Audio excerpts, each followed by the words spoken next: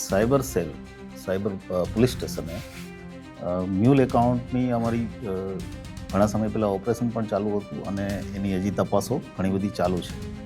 એ સંદર્ભે એક ટ્રાન્ઝેક્શન જે ડાઉટફુલ હતું એ અમને 2000નું નાનું ટ્રાન્ઝેક્શન કર્ણાટકમાં થયેલું અને એમાંથી ભિલોડા ખાતે એક એકાઉન્ટમાં પૈસા આવ્યા. એના આધારે ભિલોડાનો જે વ્યક્તિ છે એની પૂછપરછ કરતાં એના તરફથી અમને વિગત મળી કે અમદાવાદમાં કોઈ જૈન કરીને છે એ વ્યક્તિ આ પૈસા મંગાવે છે. આ જે જૈન છે એ નામ ખોટું હતું. ડિટેલમાં તપાસ કરતા આવો કોઈ વ્યક્તિ અઠવાડિયા અમદાવાદમાં હાજર ન હતો. સાયબરની ટીમ અમદાવાદ ગયા પછી એક ઘરમાં રેડ કરતા અમને 24 લાખ રૂપિયા, લગભગ 31 મોબાઈલ, કોમ્પ્યુટર, લેપટોપ, 21 જેટલી અલગ અલગ બેંકોની ચેકબુક અને 17 જેટલા એટીએમ કાર્ડ અમને મળ્યા છે અને નોટ કાઉન્ટિંગ મશીન પણ ત્યાંથી મળ્યું છે.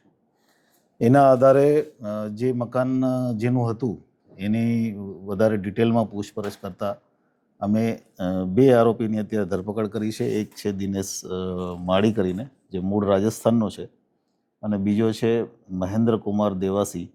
બંને મૂળ રાજસ્થાન સાંચોરના છે અને અમદાવાદ રહે છે. અને મૂળ એમની જે એમઓ છે એ કેમ કે એમના જે જગ્યાએ રેડ કરી ત્યાં અલગ અલગ મોબાઈલના કેટલા બધા બોક્સના રેક રાખેલા.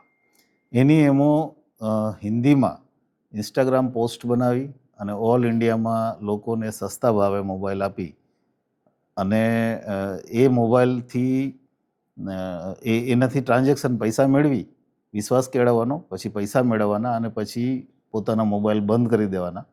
એ જે પૈસા મેળવવાના છે અલગ અલગ એકાઉન્ટ માટે થઈને આ ઉપયોગ થતો હતો. એટલે એક પ્રકારનો મોટો સાયબર ફ્રોડનો કેસ જે અમદાવાદમાં ચાલી રહ્યો હતો. 31 મોબાઈલ અલગ અલગ કામોમાં એણે ઉપયોગ કર્યા છે. એક પ્રકારનું કોલ સેન્ટર પણ ત્યાં ચાલુ હતું. આ બધી વિગતો સાથે અમે ગઈકાલે એમને કોર્ટમાં રજૂ કર્યા છે અને કોર્ટે અમને 7 દિવસના રિમાન્ડ આપ્યા છે.